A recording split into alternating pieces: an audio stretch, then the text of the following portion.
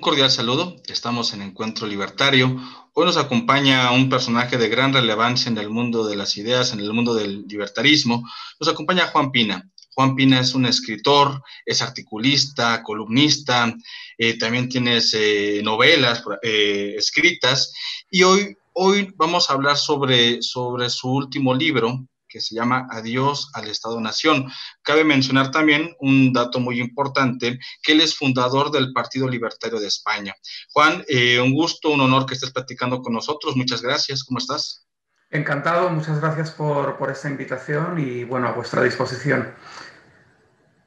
Muchas gracias. Vamos a comenzar a platicar de tu último libro, Adiós al Estado-Nación. Y quisiera comenzar con una breve cita de Nietzsche que viene en Hacia los Zaratustra en 1883, que dice que el Estado es el nuevo ídolo del pueblo. El Estado llamo yo al lugar donde todos, buenos y malos, son bebedores de venenos. Estado, lugar donde todos, buenos y malos, se pierden a sí mismos. Estado, al lugar donde el lento suicidio de todos se le llama vida. Esta cita es de 1883. En tu libro nos presentas en un primer capítulo el debilitamiento o la caída inminente del Estado-Nación. Así como lo conocemos o como comenzó a surgir ya para hablar con estas palabras tan duras Nietzsche en 1883, hoy en día esto se está agotando o esto se está debilitando. ¿Nos podrías hablar un poco de esta primera parte? ¿En qué consiste este debilitamiento o agotamiento del Estado-Nación? Por favor, Juan, muchas gracias. Muy pocas décadas antes de esa frase de Nietzsche, hay otra frase que me gustaría destacar, que es de Frédéric Bastiat, que dice que el Estado es esa gran ficción por medio de la cual todo el mundo intenta vivir a expensas de los demás. Esto yo creo que es una definición prácticamente imbatible, inigualable de lo que es el Estado tal como lo hemos conocido en todo el occidente desarrollado, en Europa, en Norteamérica y en América Latina, pues en los últimos 150, 200 años. Pero el Estado que conocemos viene de más atrás, viene de la Paz de Westfalia, mediados del siglo XVII, posteriormente se consolida y se refuerza con algunas revoluciones como las revoluciones inglesas, posteriormente la francesa. Las inglesas darán origen al parlamentarismo de Westminster que después se ha extendido por el mundo. La Revolución Francesa en 1789 que dará origen a algunos embriones de lo que posteriormente sería la socialdemocracia o el socialismo, aunque también tiene algunas ideas de raíz puramente liberal. Y sobre todo la que a mí más me interesa, que es la Revolución Americana, de 1776 en adelante, que lo que hace es intentar crear un balance, un equilibrio de poderes y desconfiar del Estado y tratar de mantenerlo a raya para preservar el espacio de soberanía del individuo. Esta es la más exitosa desde un punto de vista liberal clásico o libertario de las tres. Entonces, lo que sucede a lo largo de todo el siglo, la segunda mitad del siglo XIX y sobre todo el siglo XX, es que se produce un auge, un alza del poder del Estado hasta lo que yo creo que es su cenit con la llegada de los totalitarismos y posteriormente de una socialdemocracia que de alguna forma intenta hacer por las buenas lo que los totalitarismos no habían podido hacer por las malas. Pero a partir de ahí llegamos a la posmodernidad, al final de la Guerra Fría, a un nuevo paradigma, un nuevo modelo político de gobernanza política y de gobernanza económica posterior a 1989 y hasta hoy, pues lo que estamos viendo es que ese modelo de Estado y sobre todo de Estado nacional, de Estado-nación, como digo en el libro, es un modelo que está caduco. Esto no quiere decir que vaya a ser inminente su desaparición o que se vaya a precipitar en 5 o en 10 años. Es una bestia herida, el Estado-nación, pero es una bestia muy grande todavía, es un gigante que tiene un poder tremendo y que va a tardar décadas en ir desapareciendo.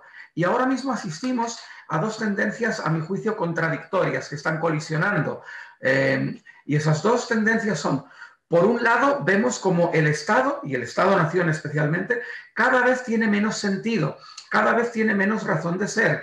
Cada vez más los ciudadanos van retomando o queriendo retomar sus espacios de libertad y de soberanía y tienen una grandísima aliada en la tecnología para ello. La tecnología capacita, empodera y libera al individuo, e incluso al individuo más de izquierdas, cuando puede, se hace con todas las posibilidades que la tecnología le brinda y las utiliza para reforzar su libertad y para actuar, pues para ejercer esa acción humana que decía Ludwig von Mises y vivir en libertad.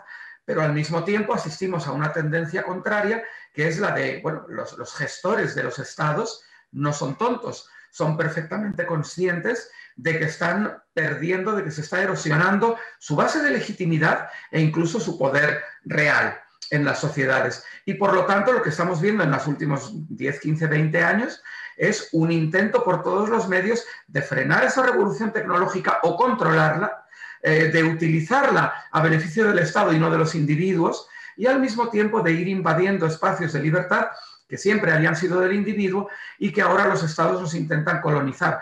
Pongo algún ejemplo. Por ejemplo, en España, no sé si sea también el caso de México, algunos derechos tan absolutamente claros y evidentes y consagrados en toda la doctrina política desde muchísimas décadas, como es, por ejemplo, la inviolabilidad del domicilio o la inviolabilidad o el secreto de las telecomunicaciones, se están viendo vulnerados y atacados por el propio Estado. Bueno, pues esto es algo que estamos viendo en muchos otros países. Otro ejemplo, uno de los atributos que no se suelen comentar del dinero, siempre se habla de que el dinero es un depósito de valor, es un medio comúnmente aceptado para el intercambio de bienes y servicios, pero para mí hay un atributo fundamental que tiene el dinero, que es la anonimización de las transacciones. El dinero es un medio de preservación del anonimato, de la privacidad, de la intimidad financiera de los ciudadanos. Mediante el dinero intercambiamos bienes y servicios sin tener que decir quiénes somos y sin que quede constancia de cuándo, dónde y a quién estamos comprando o vendiendo una cosa o un servicio. El otro día, creo que fue Suecia, anunció la desaparición del dinero físico en un tiempo, en un plazo inminente. Dinamarca también lo había hecho hace unos años. Estamos asistiendo a una etapa en la que los estados intentan invadir ese ámbito de soberanía que era la utilización de dinero anónimo, de dinero emitido por el propio Estado, pero anónimo, porque quieren saber hasta la compra de este bolígrafo, cuándo se hizo, dónde se hizo, por parte de quién, qué impuestos pagó, etcétera, etcétera, etcétera. Es decir, dos tendencias confrontadas. Por un lado, el Estado intenta reforzar, darle una nueva vuelta de tuerca, reforzar su poderío frente al individuo, pero por otro lado, la evolución es la que es. El individuo se está liberando lentamente y la tecnología le ayuda en ello. ¿Qué papel juega en todo esto el Estado-Nación? Bueno, en un mundo globalizado, no solo económicamente globalizado, sino globalizado en las culturas, en las modas, en los espectáculos, en las tendencias, en los valores principales que conforman el corpus social, pues probablemente, como decimos muchas veces los libertarios, si el Estado es malo, el Estado-nación es todavía peor, porque además de ser Estado, que ya es de por sí algo que queremos minimizar hasta su mínima expresión para algún día incluso poder ir más allá, pues el Estado-nación además pretende hacer todo eso dentro del marco de unas fronteras físicas que ya no tienen hoy por hoy pues, ningún sentido, y además lo intenta hacer de una manera en la que lo que caracteriza al Estado-nación frente a cualquier otro tipo de Estado o frente al Estado en su generalidad es el hecho de que el Estado-nación pretende ser un intermediario en las relaciones internacionales de sus súbditos. Esta misma conversación, esta misma entrevista que ahora mismo estamos teniendo, quizá hace 50 o 100 años no habría sido posible sin el beneplácito, el permiso, la licencia previa del Estado. Al Estado no le gusta que sus empresas y sus ciudadanos transaccionen e interaccionen directamente con empresas y ciudadanos de otros países. Quiere intermediar esa relación. Y eso es algo que ya no puede hacer. Y por eso digo yo que el Estado-nación realmente ya tiene muy poco recorrido, no sé, 20, 30, 40, 50 años, pero está en tiempo de descuento, como en la prórroga de los partidos de fútbol, y yo no digo que vaya a desaparecer de una manera abrupta y vayamos a llegar a la ANCAPIA en cuestión de décadas, pero sí digo que el Estado-Nación, tal como lo hemos conocido hasta ahora, desde la Paz de Westfalia, va a dar paso a algo diferente, que quizá todavía no podemos vislumbrar qué es, pero que creo que los libertarios tenemos un papel muy importante en tratar de que ese algo nuevo sea mejor, sea menos Estado y no sea pues mayor tiranía colectivista. Claro, excelente, sumamente interesante lo que comentas, Juan. En relación a este último punto sobre la tiranía, sobre ese estatismo que se ha manejado en muchas etapas del mundo moderno, que tiene que ver con este monopolio del poder, pareciera que aquellos súbditos del Estado, aquellos que idolatran al Estado, lo hacen justamente porque otorgan o reciben en apariencia un beneficio, cierto tipo de protección a cambio de libertad, a cambio de entregar su individualidad, reciben aquello que da el Estado. Sin embargo, es un arma de dos filos, porque justamente aquello que da lo puede quitar. El Estado controla las necesidades. Hay un punto muy interesante que me gustaría que nos platicaras en relación a tu libro, cuando hablas sobre el paso del Estado-nación al Estado-empresa. ¿Cómo es este proceso, Juan, por favor? Bueno, sí que es cierto que todos aquellos que piden un Estado grande y poderoso porque creen que así se sienten más seguros, están siendo inconscientes del hecho de que, por supuesto, si un Estado tan poderoso como para darte todo lo que le pides, también es tan poderoso como para negarte o quitarte todo aquello que él quiera. Por lo tanto, sí, es un arma de doble filo y realmente hacer crecer el Estado es jugar con fuego y es muy peligroso, como estamos viendo en todo el mundo. Esta idea del tránsito del Estado-nación al Estado-empresa es un concepto que, bueno, ha habido varios pensadores que lo han ido puliendo, pero me gustaría referirme en particular a un autor poco habitual, porque se trata precisamente de un jefe de Estado, que es el príncipe reinante Juan Adán II de Liechtenstein, del pequeño principado alpino de Liechtenstein, situado entre Suiza y Austria, aquí en Europa. Y este señor, siendo jefe de Estado, es un país pequeñito, de menos de 200 kilómetros cuadrados, quizá con unas 30 o 40 mil personas como ciudadanos, ¿no? Uno de los países, si no el primero, debe ser el segundo, país más rico del mundo en nivel de ingreso de renta per cápita. Y él lo que dice en su famoso libro El Estado en el tercer milenio, que publicó creo que en el año 2000 o 2001, el cual cito bastante también en mi libro porque tiene algunas ideas muy interesantes, pues prácticamente lo que dice es, vamos a ver, el Estado, ¿en qué se ha convertido hoy en día? Seamos realistas. El Estado actual es un proveedor de servicios. Claro, tiene el problema de que provee los servicios en régimen de monopolio, por lo tanto con una total ilegitimidad porque no permite a otros proveer el mismo servicio o cuando lo permite lo hace con un privilegio respecto de los demás proveedores, por ejemplo, la sanidad pública y privada. Aquí en España pues tenemos 10 millones de personas que utilizan la sanidad privada, los servicios médicos privados, de aseguradoras privadas, y el resto de la población, otros 40 millones, utiliza únicamente la estatal. Y vemos un privilegio de la sanidad pública frente a la privada. Y, por ejemplo, todos los ciudadanos tenemos que pagar la pública, aunque no la utilicemos, y después pagar adicionalmente por la privada si así lo deseamos. Pues el príncipe Juan Adán II se refiere a este tipo de situaciones. Y lo que dice es que el Estado legítimo, la legitimidad futura del Estado en esta nueva época, en el nuevo paradigma de gobernanza política al que nos dirigimos, es una legitimidad en ejercicio, no es una legitimidad de origen divina, como las viejas monarquías absolutas, sino que es una legitimidad en ejercicio que debe basarse en la provisión correcta y profesional de los servicios y además en un régimen de competencia, por una doble vía, porque por un lado los servicios que presta el Estado deben minimizarse, deben ser muy pocos realmente. Quizá en esta etapa intermedia, hasta que lleguemos a esa futura ANCAPIA, pues podríamos estar hablando de servicios como la defensa frente a enemigos exteriores, por lo tanto el control de las fronteras en la medida en que las siga habiendo, pero un control militar, bélico, no se trata de un cierre de las fronteras a las migraciones ni a los productos y servicios, ¿no? Ni al comercio. Tal vez la administración de justicia en algunos aspectos que no sean privatizables y liberalizables mediante el arbitraje. Pues siempre habrá cuestiones muy sensibles, por ejemplo, del ámbito penal, que de momento no puedan privatizarse, y pocas cosas más. Entonces, todo lo demás debe proveérselo a sí misma la sociedad civil organizada en empresas.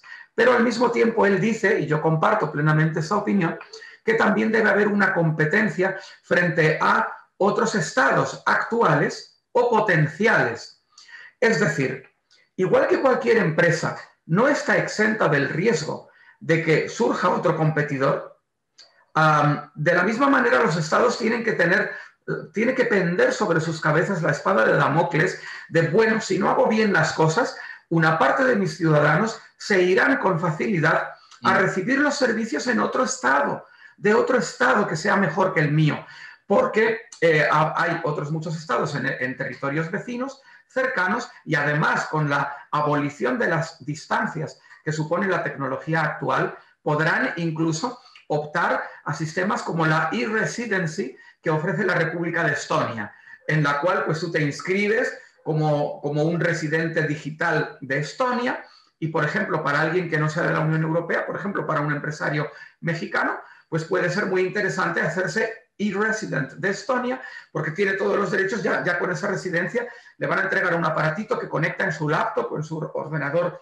en su computadora de su oficina, y va a poder trabajar, contratar personal, crear empresas, comerciar, tener un número de IVA intracomunitario para comerciar en toda Europa desde Estonia, etcétera, etcétera, etcétera. Quiero decir que las fronteras de lo que era, los límites de lo que era el Estado convencional se están difuminando, y lo que Juan Adán II dice con bastante acierto es, bueno, vamos a ver una competencia entre estados por los individuos y por las empresas. La empresa que no esté contenta votará con los pies y se trasladará 100 kilómetros más allá a otro estado desde donde podrá funcionar mejor. Los ciudadanos, los profesionales, exactamente lo mismo. Y además, siempre debe existir el riesgo, entre comillas, de que una parte del territorio, los habitantes de una parte, digan, bueno, es que no estamos a gusto, desde la capital no se nos trata bien. Imaginemos que en Quintana Roo o en Tamaulipas de pronto digan, bueno, estos del DF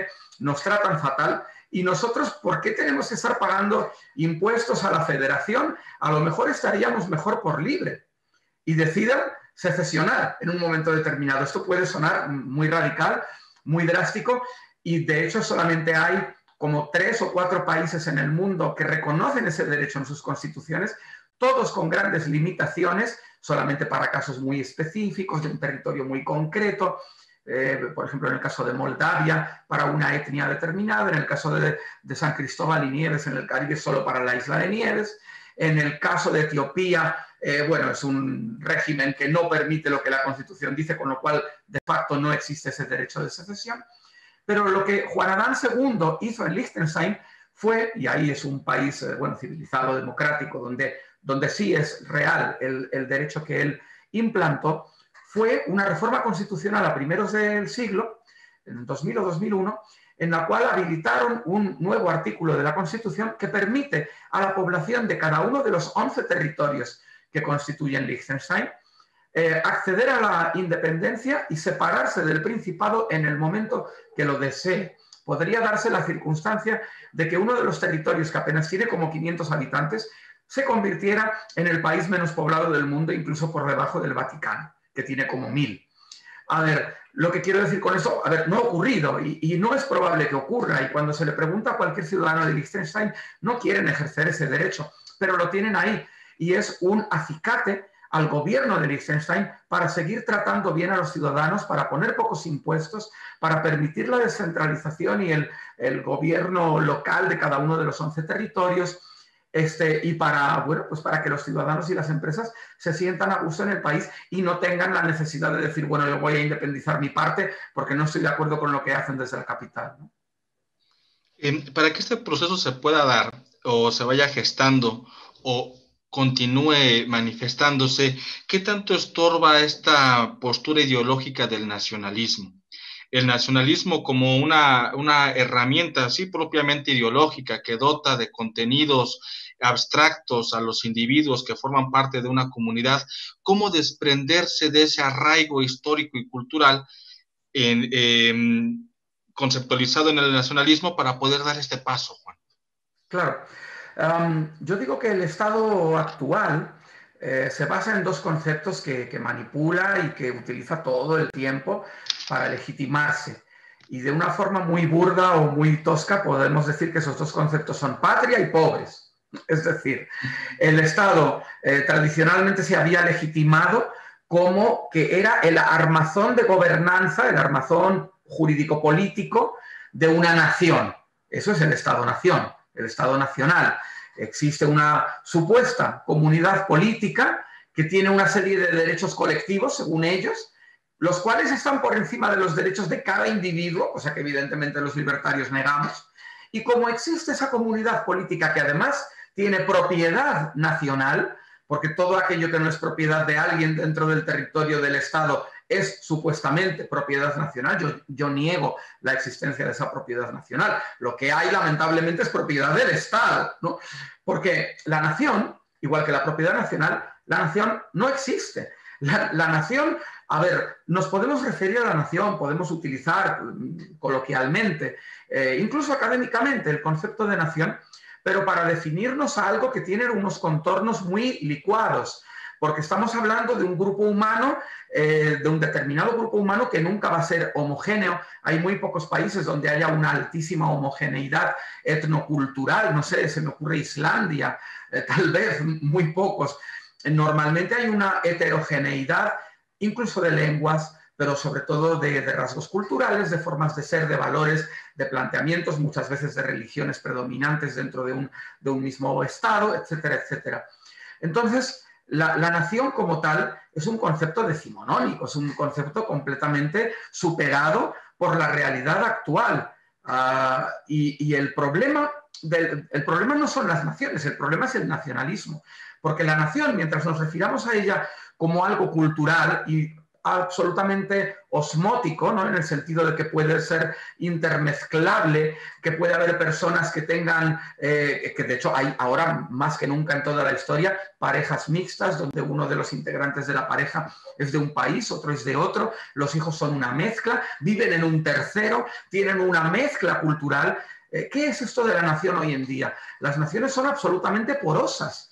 Es un concepto meramente cultural que nos puede servir para referirnos de una manera simplemente descriptiva a bueno, pues los rasgos culturales predominantes de un grupo humano mayoritario en una determinada zona que quizá coincida con un estado o atraviese varios estados o solamente sea una zona de un estado concreto. Vemos naciones como los kurdos, ¿no? El Kurdistán, que están divididas entre 4 o 5 estados. Y vemos naciones culturales que están dentro de un territorio concreto de un solo estado y algunas veces se sienten reprimidas por ese determinado estado. Esto se ve por todo el mundo. Desde el año 1990 ha habido más de 250 plebiscitos de autodeterminación entre legales, ilegales y semilegales en todo el planeta. Es decir, está claro que el Estado-nación no es algo que funcione hoy en día. El Estado no es la armazón de la nación, sino que es una careta, sino que la nación se ha convertido en una careta que el Estado utiliza. Decía, lo cito en el libro, Józef Pilsudski, que fue el primer presidente de la Polonia independizada en el año 1919 o 1920, un mariscal era y además era pues bastante socialdemócrata. Pero en un rapto de honestidad dijo algo que creo que es muy relevante y dijo, es el Estado el que hace la nación, no es la nación la que hace el Estado, es el Estado el que hace la nación. Y tenemos muchísimos ejemplos. Pongo un ejemplo en América Latina, mismamente. Todos los países latinoamericanos se independizaron de España, responden a unos rasgos culturales más o menos homogéneos dentro de su territorio. Las fronteras generalmente responden a las que tenían los virreinatos o las capitanías. Hasta ahí todo ok.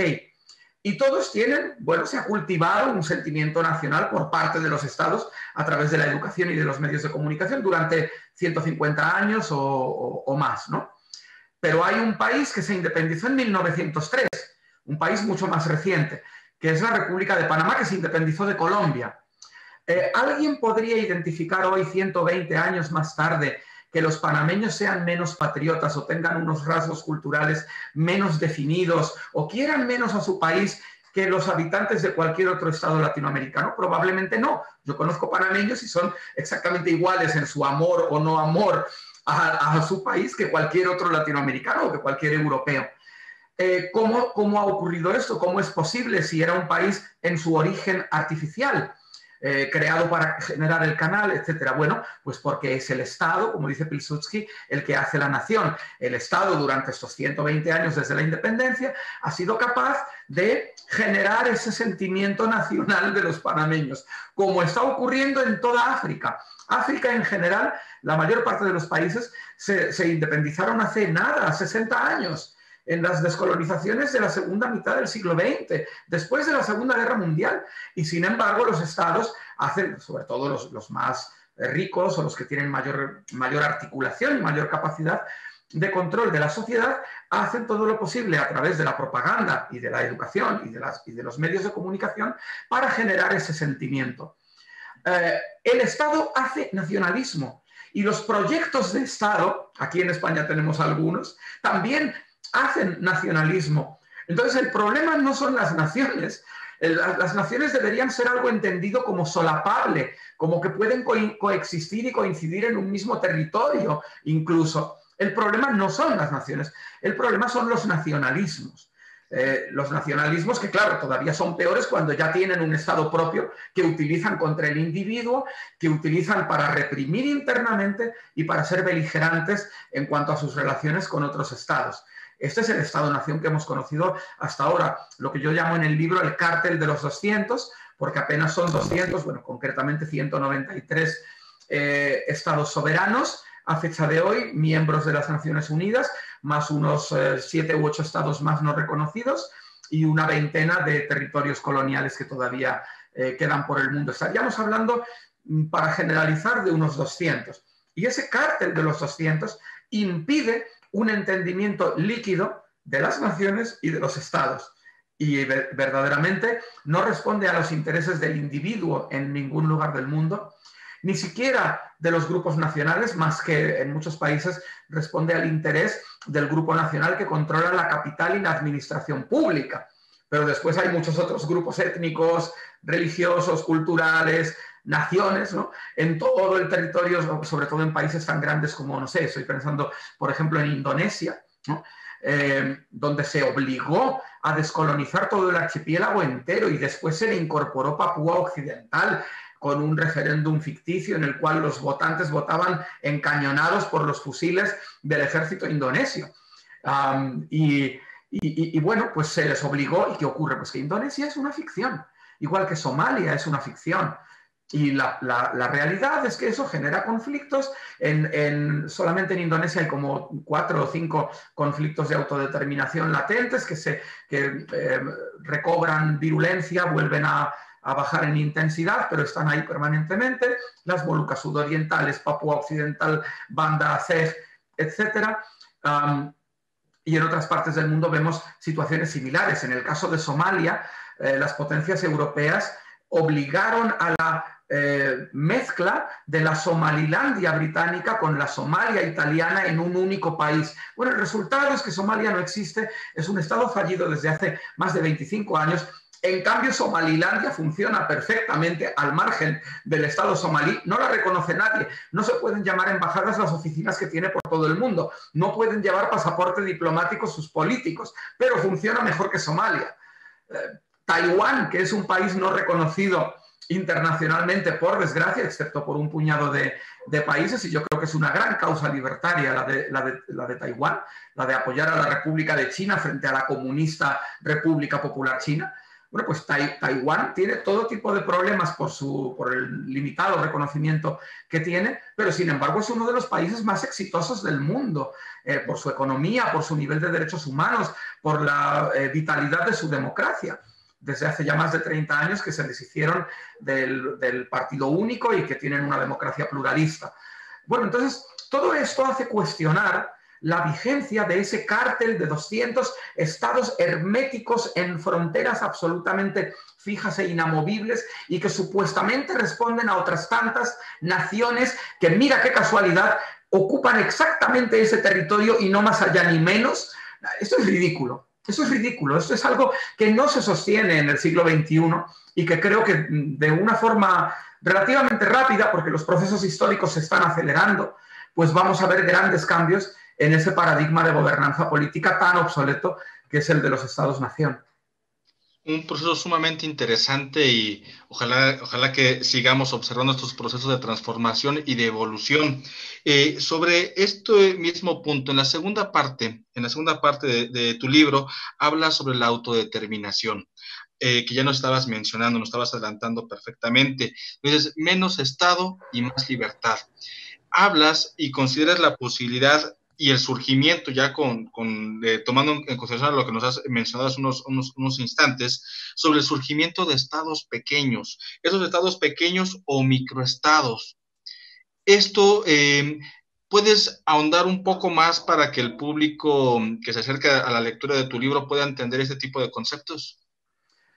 Sí, bueno, es importante señalar que yo mismo y creo que otros muchos libertarios, cuando hablamos de autodeterminación, no hablamos de la autodeterminación colectivista que suelen reivindicar los nacionalistas sin Estado.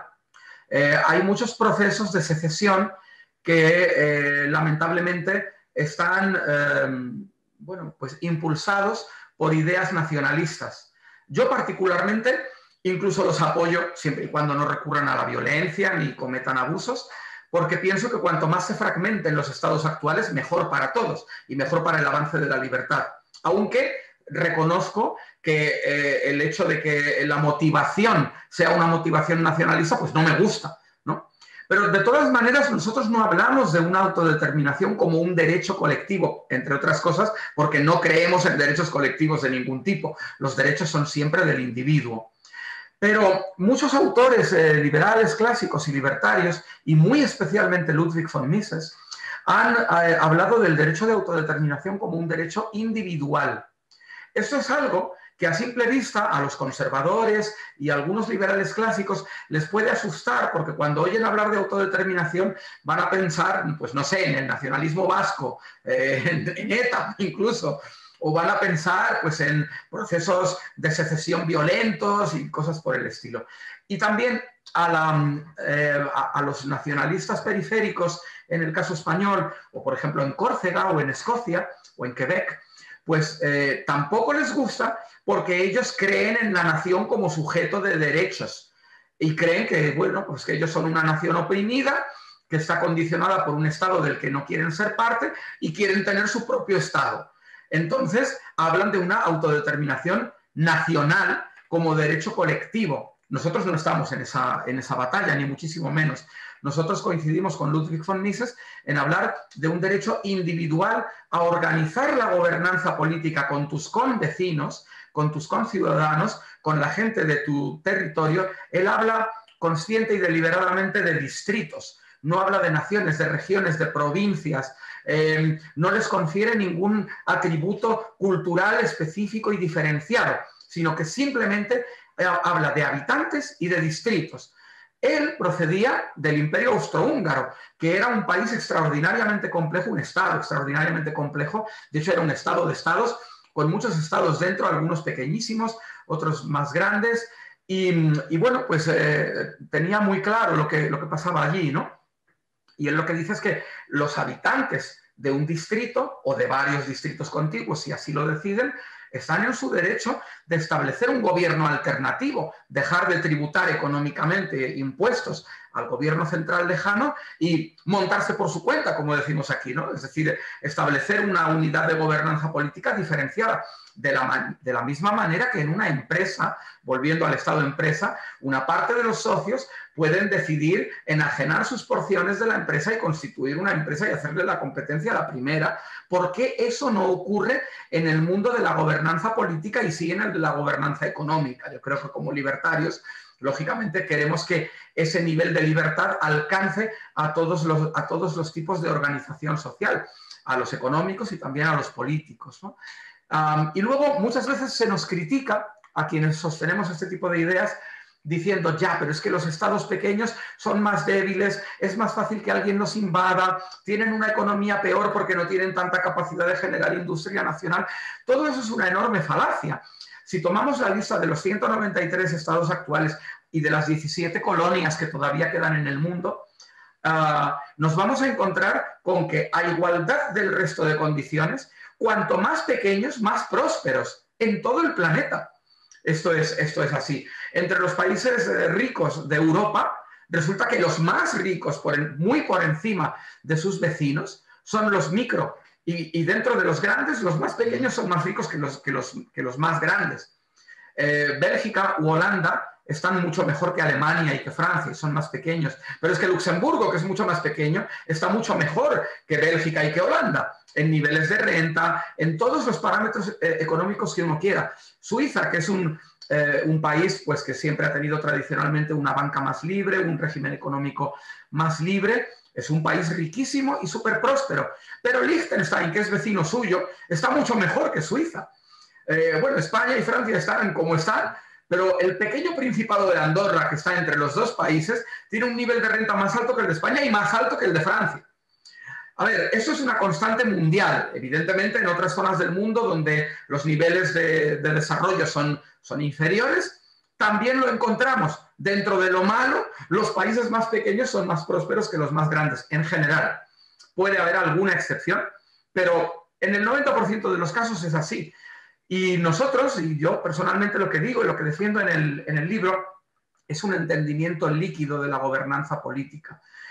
Y, por ejemplo, propongo algo que, bueno, pues me parece que es novedoso, creo que otros autores no lo habían abordado hasta el momento, y es que los órganos de descolonización de las Naciones Unidas, el famoso Comité de los 24 y la Cuarta Comisión de la Asamblea General de la ONU, que ya no tienen mucha razón de ser, porque solo quedan 17 colonias en el mundo, de las cuales solo 2 o 3 son conflictivas. A mi juicio, habría que desestimar definitivamente las reivindicaciones de terceros. Es siempre la población local la que tiene que decidir lo que se haya de hacer con el estatus político de esos territorios. Y a esos 17 territorios transformar su estatus colonial en un estatus de libre asociación similar al que tienen las Islas Cook. No Puerto Rico, que generalmente se habla de Puerto Rico como un estado en situación de libre asociación, pero no es verdad, solamente el nombre. Las Islas Cook sí tienen un estatuto de libre asociación porque mantienen la nacionalidad neozelandesa para que los ciudadanos puedan viajar con un pasaporte, digamos, de calidad, mientras que tienen pleno autogobierno. Bueno, pues con un sistema como el de las Islas Cook o Niue, que son territorios de soberanía neozelandesa, pero independientes mediante libre asociación, se podría terminar con las 17 colonias que quedan, liberar ese problema, y esos órganos de la ONU podrían ocuparse de algo que hoy en día es muchísimo más importante, que sería elaborar estándares internacionales para todos los procesos de readscripción territorial de cualquier población de cualquier lugar del mundo que desee una readscripción territorial, para establecer estándares únicos, procedimientos civilizados, sensatos, que sean iguales en todo el planeta, y después para velar por su cumplimiento y para observar esos procesos, ¿no? De tal manera que siempre se garanticen lo más importante de todo, que son los derechos del individuo, tanto de aquellos que quieren cambiar de estatus, bien sea para independizarse, bien sea para unirse a un país vecino o a otro país, o bien sea para, por ejemplo, obtener un estatus de libre asociación con el país actual, o cualquier otro tipo de readscripción, pues que lo puedan hacer pero que se vele por los derechos tanto de los favorables a esa posición como de los contrarios, y que el procedimiento sea un procedimiento estándar en todo el planeta y que sea de obligado cumplimiento para todas las partes. Es decir, poner un poco de sentido común, de honestidad también, y de, no sé cómo decir, incluso un poco de democracia en la gestión de todas esas situaciones, para que no encontremos secesiones abruptas mediante procedimientos ilegales, como hemos visto en Cataluña hace unos años, o por el contrario, la frustración eterna de los diversos procesos, porque simplemente se les reprime y no se les deja. Lo que tiene que haber son cauces, como el cauce que da, por ejemplo, la legislación más avanzada en esa materia, a mi juicio, que es la de Canadá, que sí permite la secesión de cualquier provincia, pero establece unos cauces para ello, unos cauces rigurosos, exigentes, pero los establece, con lo cual se evita el que pueda haber intentos unilaterales fuera de la legalidad o incluso violentos. Juan, una pregunta muy concreta. Esta despedida del Estado-Nación que anuncias en tu libro, ¿es vista y entendida solamente dentro de Occidente? ¿O cómo podemos contrastar el Estado-Nación occidental junto con lo que está pasando actualmente en las naciones asiáticas, que muestran estados autoritarios, estados que reprimen justamente las libertades individuales, pero que tienen un auge económico? Claro. A ver, yo creo que los estados asiáticos se han homologado o bien a Occidente o bien a un modelo autoritario en las últimas 2-3 décadas. Países como Corea del Sur y Taiwán, que siempre se solía poner como ejemplo de que eran económicamente libres y avanzados, pero al mismo tiempo tenían unos regímenes pues que no eran plenamente liberal-demócratas. Eso ya no ocurre. Ahora mismo tanto Corea del Sur como Taiwán, que serían los dos grandes ejemplos, son perfectamente equiparables a Japón o mejor aún, incluso equiparables a Europa, Norteamérica, sin ningún problema. Quedaría el caso de Singapur, pero incluso en Singapur están cambiando bastante las cosas en los últimos años. Ya no hay ese control homogéneo y férreo por parte del gobierno que históricamente existió en Singapur. Y bueno, en cierta medida Malasia también ha avanzado mucho en ese terreno, dentro de lo que cabe. Quedaría únicamente la monarquía absoluta de Tailandia y luego pues regímenes comunistas como Vietnam, Corea del Norte, China, etcétera, ¿no? Entonces yo no creo yo creo que en todo el planeta hemos llegado a un paradigma de sistema de Estado-nación democrático que está en el ideal generalizado de todo el mundo. Después se ha podido llegar a ejecutarlo en mayor o en menor medida, y vemos en África muchos países donde esa realidad solamente está sobre el papel y después de facto suceden cosas tremendas, ¿no? Y otros donde sí que se ha avanzado mucho, como es Botsuana, por ejemplo. Y también quedan un par de monarquías absolutas, Lesoto y Eswatini, la antigua Suazilandia, donde tenemos un régimen terrible, ¿no? O Guinea Ecuatorial con la dictadura de Obiang, de Teodoro Obiang, que es también pues espantosa. Pero en general, como mínimo sobre el papel y en las constituciones, hay un sistema homologable más o menos a los de América Latina, Europa, etc. Yo creo que va a ser a partir de ese paradigma desde donde todos van a tener que cambiar hacia un modelo de mayor flexibilidad y licuación de las unidades estancas y férreas de gobernanza política que hemos conocido hasta ahora. Muchas gracias. Estamos casi llegando a la recta final. Quisiera preguntarte, ya que tú eres fundador del Partido Libertario en España, tienes una trayectoria bastante amplia en este recorrido, preguntarte por qué los libertarios debemos acercarnos a la política, acercarnos a esta participación, a formar partidos políticos. ¿Qué nos podrías decir? Yo creo que muchas veces los libertarios y también los liberales clásicos, bueno, como yo digo, todas las familias del individualismo político, tendemos a desdeñar el frente de acción que es la política partitaria o la política convencional. Y yo creo que eso es un grave error. Creo que tenemos que dar la batalla en el mundo académico, tenemos que dar la batalla en el mundo de los medios de comunicación, de manera muy importante, y en varios frentes más. Pero en el mundo de los think tanks, por ejemplo, del lobby, ¿no? Del lobby de la advocacy para tratar de conseguir que nuestras ideas calen en la sociedad, sean asumidas por gran parte de la población, pero también para hacer cabildeo, para conseguir que podamos arañar unos puntos de impuestos o alguna medida pro libertad con el gobierno que haya, sea del color que sea, ¿no?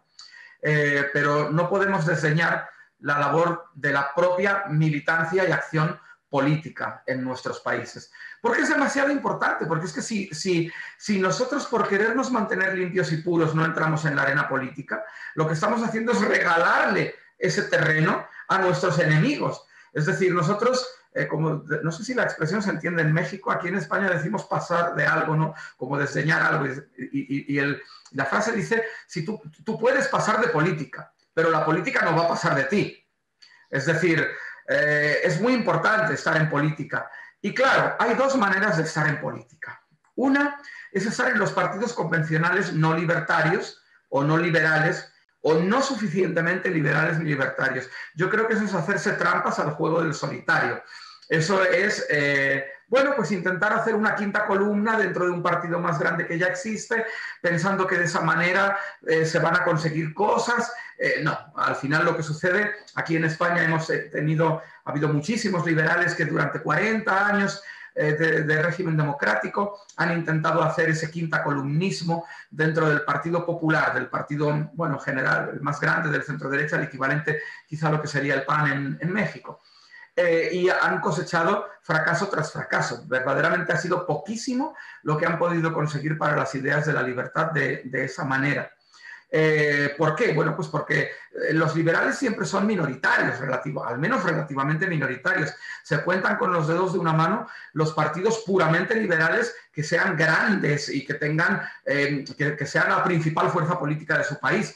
Un caso sería el de Holanda, por ejemplo, el partido VVD, el Volkspartij voor Vrijheid en Democratie, que es la principal fuerza política, la más grande, y el primer ministro actual, Mark Rutte, es de ese partido, y bueno, es un partido liberal clásico, pero es una excepción. En todo el resto de Europa, y creo que en gran parte del mundo, lo que hay en el centro derecha son grandes partidos de amalgama, donde encuentras demócrata cristianos, conservadores, liberal conservadores, social liberales, liberales clásicos muy pocos, algún libertario despistado que entró y se afilió sin darse cuenta, y te puedes encontrar cualquier cosa, incluso gente que pide salario básico, como el PAN en México, que me ha sorprendido mucho enterarme de que un partido de centro derecha esté pidiendo un salario básico. Pero cualquier cosa. De hecho, aquí el Partido Popular ha sido el partido que más ha subido los impuestos en toda la historia de España, y supuestamente es un partido de centro derecha. Por lo tanto, que los liberales entren ahí y traten de cambiarlo es ingenuo. A nosotros, a los miembros del Partido Libertario Español, con frecuencia nos dicen, pero qué ingenuos sois intentando montar un partido nuevo prácticamente sin dinero, con muy pocos recursos y con unos pocos miles de personas. Eso es ingenuidad absoluta. Yo siempre les respondo, no, perdona, lo ingenuo es pensar que tú con 4 cuates puedes entrar al Partido Popular y cambiarlo desde dentro, porque lo lleváis intentando 40 años y nunca se consiguió y nunca se va a conseguir. Eso es lo ingenuo. Por lo tanto, sí, creo que es muy importante esta otra forma de hacer política, sabiendo que seremos extraparlamentarios durante mucho tiempo, sabiendo que si no conseguimos convencer a 4 o 5 grandes millonarios para que nos financien, pues estaremos en la extraparlamentariedad, pero incluso desde la extraparlamentariedad cumpliremos objetivos, convenceremos gente, atraeremos hacia la acción política personas. Nuestras políticas, si tienen una gran proyección en la sociedad, aunque no gobernemos, podrán obligar a los otros partidos políticos a mover sus posiciones un poco más hacia las nuestras, y podremos poner sobre la mesa de debate cuestiones que nadie más pone. Por ejemplo, aquí en España, nadie más que el Partido Libertario está apoyando a las familias abandonadas por el gobierno y por la oposición, porque bueno, son familias que han acudido a la gestación subrogada en otros países. Tenemos ahora mismo decenas de familias españolas en Ucrania y en Georgia, varadas en esos países, que ya han tenido sus bebés y que los cónsules se niegan a inscribirles en el registro civil y a dotarles de pasaporte, y no pueden regresar a España con sus hijos, simplemente porque en esos países es legal la gestación subrogada, ellos han hecho todo legalmente, y cuando llega el momento de inscribir como hijos y como ciudadanos españoles a esos bebés, no se lo permiten, porque toda la izquierda y toda la derecha en España está en contra de la gestación por subrogación. Y el Partido Libertario es el único que constantemente bombardea con esa causa y que habla de ello y que intenta defender a esas personas. Por lo tanto, yo creo que con independencia de tener recursos y de llegar a las instituciones y a los parlamentos y a los ayuntamientos o no llegar, lo importante es tener un partido político que haga política libertaria inequívocamente, inequívocamente. En este mismo tenor, ¿qué opinas sobre Vox en España? Sobre este conservadurismo, no sé, tus opiniones sobre Vox, ¿qué nos puedes compartir, Juan? Ay, pues ojalá fuera conservadurismo. Vamos a ver. Ellos inicialmente, en el año 2014, lanzaron el partido denominándose Liberal Conservadores. Y sí que es verdad que había algunos liberales muy conservadores en lo social, pero más o menos liberales en lo económico, que estaban a bordo. Personas como Alejo Vidal Cuadras, que había sido eurodiputado, personas como González Quirós, bueno, algunos políticos que sí que más o menos venían de un liberalismo muy conservador y bastante nacionalista, pero bueno, se podían llegar a tomar por liberal conservadores. Después, a lo largo de ese mismo año, hubo unas elecciones al Parlamento Europeo, cambió la dirección del partido, desaparecieron todas estas personas que ya no están, entraron a la conducción del partido el actual líder Santiago Abascal con su equipo y aquello fue cambiando. Santiago Abascal procedía de una fundación denominada Fundación para la Defensa de la Nación Española. Ya solamente el nombre da un poco una indicación de por dónde va. Es una persona que tiene escrito un libro a dos manos, él con Gustavo Bueno, hijo. Gustavo Bueno, el hijo del filósofo Gustavo Bueno, el autor de lo que llaman el materialismo histórico, una especie de marxismo de derecha que reivindica a Marx desde posiciones de derecha, algo muy peculiar. Y el hijo de este señor, que sigue la escuela inventada o ideada o iniciada por su padre, pues escribió un libro junto con Santiago Abascal sobre sus tesis políticas.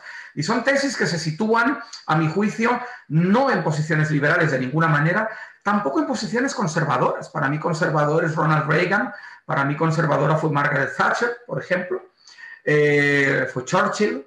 Estos no son conservadores, están en una posición que, para ser muy amable y sin ánimo de ofender, por supuesto, a nadie, yo situaría entre el conservadurismo, sin liberalismo, solo conservadurismo, y posiciones muy nacionalistas, extremadamente nacionalistas, al mismo tiempo muy populistas.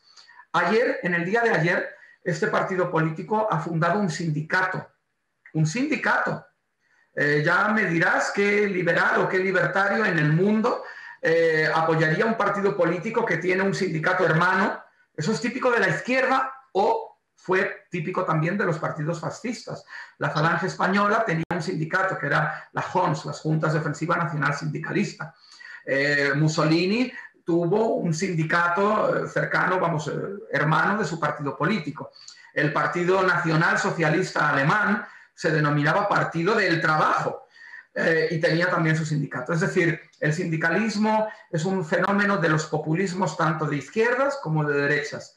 Y bueno, el hecho de que hayan constituido un sindicato es un indicador más de que no estamos ante una fuerza ni siquiera conservadora, sino, en mi opinión, estamos ante una fuerza casi tercerposicionista, o como mínimo, pues bueno, situada en un espacio híbrido entre lo que sería el conservadurismo más extremo y otro tipo de posiciones que exceden el marco democrático convencional que hemos conocido en los últimos años.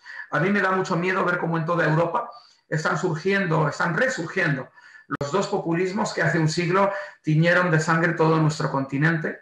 Y la verdad es que, bueno, espero que en el caso de Vox, pues hagan una reflexión y vayan finalmente por otro camino. Pero a ver, es un partido que está pidiendo el aumento del salario mínimo cuando nosotros los libertarios queremos abolir el salario mínimo porque es una barrera de entrada contra los jóvenes y contra los profesionales más humildes. Ellos están hablando bueno, por supuesto, de una política migratoria absolutamente cerrada, prácticamente de fronteras estancas, pero no solo eso, sino que están abogando porque incluso los trabajadores españoles tengan privilegios frente a los trabajadores extranjeros legales que residen en el país, quizás desde hace muchos años. y tienen posiciones en las más diversas políticas que son completamente antiliberales y luego en otras antiliberales en lo económico incluso. E incluso en otras pues están abogando por el mantenimiento de la sanidad pública, que nosotros los libertarios y los liberales clásicos queremos privatizar. Y mantener, eso sí, un cheque sanitario que permita a las personas de renta más baja acceder a un seguro privado, pero que no queremos que sea el Estado quien gestione la sanidad, ellos sí, y así con todo, con lo cual me parece que es un partido que no es convalidable en absoluto desde posiciones libertarias y desde luego tampoco desde posiciones liberales clásicas, ¿no? Excelente, muchas gracias, Juan. En relación a esta parte sobre el patrocinio del Estado o el dominio del Estado en cuanto a estos subsidios, ¿qué opinas sobre el ingreso mínimo vital que se acaba de aprobar recientemente en España en relación a la pandemia del COVID y que también es vanagloriada por la misma ONU? ¿Qué opinas de estos procesos? A mí me parece que es un error inmenso desde el punto de vista económico, es no entender la economía. El principal problema de los socialistas de todos los colores, de los socialistas de izquierdas y de los socialistas de derechas, no es que sean malos, que también son muy malos. El problema es que son tontos y que son incultos y que no conocen la economía, que no la entienden, que jamás han leído un libro de Hayek, de Menger ni de Mises. Y que ellos pues creen que la economía se limita a Marx o peor aún a Keynes. Entonces, como dijo una vez creo que fue Milton Friedman, si no me equivoco, que Marx tuvo una cosa buena y es que no fue keynesiano. Bueno, pues todos estos políticos de izquierdas creen en un Estado que intervenga fuertemente la economía, que la controle, que la planifique. Los bancos centrales no son más que órganos de planificación central de la economía. La principal libertad económica que hemos perdido es la libertad del dinero. El dinero no es libre, el dinero es una ficción absoluta por muchos motivos, por la reserva fraccionaria sobre todo, por el control de los bancos centrales, por las leyes de curso forzoso y de pago forzoso en la moneda nacional, pero sobre todo estamos ante unas posiciones económicas incultas, poco asesoradas, ¿no? Poco avisadas por parte de los gobiernos. Entonces, claro, el salario mínimo ocurre de una manera muy parecida con él, lo que ocurre con la renta básica universal, que llaman aquí, o con este ingreso básico que se ha aprobado ahora por la pandemia, que por cierto no le está llegando a la gente. Es una gran bola publicitaria que después no está teniendo, por lo menos hasta ahora, un recorrido real, y hay N millones de peticiones más que realmente concesiones después, y bueno, en fin, es un auténtico desastre, ¿no? Pero en cualquier caso, si se ejecutara, que tampoco sé de dónde sacarían el dinero para ejecutarlo, es decir, ellos quieren ahora repartir a todo el mundo cuando al mismo tiempo están pidiendo con la mano extendida a Bruselas, a la Unión Europea, que nos rescate y que nos dé miles y miles de millones de euros, pero al mismo tiempo quieren ser generosos en repartir lo que no tienen, ¿no? Bueno, ya decía Margaret Thatcher que el socialismo se acaba cuando se acaba el dinero ajeno. A esos ya se les acabó el dinero ajeno y ahí siguen intentando repartir. El problema de todos estos ingresos generalizados a toda la población o a toda la población de menos de X renta es que verdaderamente lo que hacen es devaluar de forma subrepticia el propio valor del dinero. Es imposible mantener el valor del dinero. Lo que pasa es que, claro, como son keynesianos, son proinflación. Y entonces este tipo de medidas les parecen bien porque ellos piensan que si todo el mundo tiene un poco más de dinero, todo el mundo consumirá y el consumo tirará de la industria y la industria tirará del empleo. Y entonces al final todo funcionará bien por esa ficción de la demanda agregada de los keynesianos, ¿no? Pero bueno, la verdad es que yo pienso que es un error inmenso. Ya hemos tenido algunos ejemplos en España. El anterior presidente Rodríguez Zapatero tuvo la genial idea de darle a todos los jóvenes un ingreso para emanciparse, para poder abandonar sus casas. Entonces les pagaban el alquiler de la casa a la que se trasladaran para ya no convivir con los padres, porque de esa manera se iban a emancipar, como en el norte de Europa, no importaba la diferencia cultural, y se iban a hacer pues más adultos, ¿no? ¿Cuál fue el resultado? Además, daba la misma cantidad en todo el país, en una ciudad cara o en una ciudad barata. algo totalmente ridículo. Ese tipo de medidas de ingeniería social o socioeconómica nunca funcionan bien y al final siempre se terminan derogando o porque se acaba el dinero o porque realmente no funcionan, ¿no? Y en todo caso crearían una distopía. Lo que crearían es una situación en la que los ciudadanos cada vez son más dependientes del Estado, porque el Estado, y al final es lo que muchos socialistas, sobre todo de la izquierda más extrema, como el partido Podemos de aquí, que está en coalición con el gobierno de Pedro Sánchez, es lo que desean. Desean una sociedad en la que todo el mundo, ellos ya han renunciado a que todo el mundo cobre 100% del Estado, como en la Unión Soviética, porque ven que en este escenario es imposible. Pero ya les va bien que por lo menos una parte sustancial del ingreso de mucha gente, si no de toda, pero por lo menos de un amplio porcentaje de la población, sea pagado por el Estado.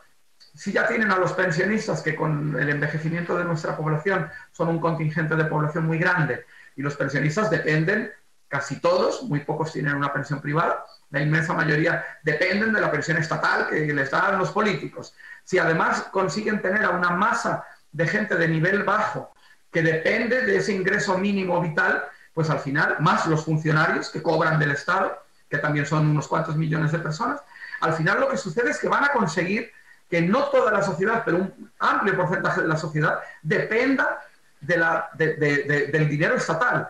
Y eso evidentemente es algo que creo que a los libertarios nos tiene que preocupar mucho. Claro, pues estamos prácticamente llegando al final.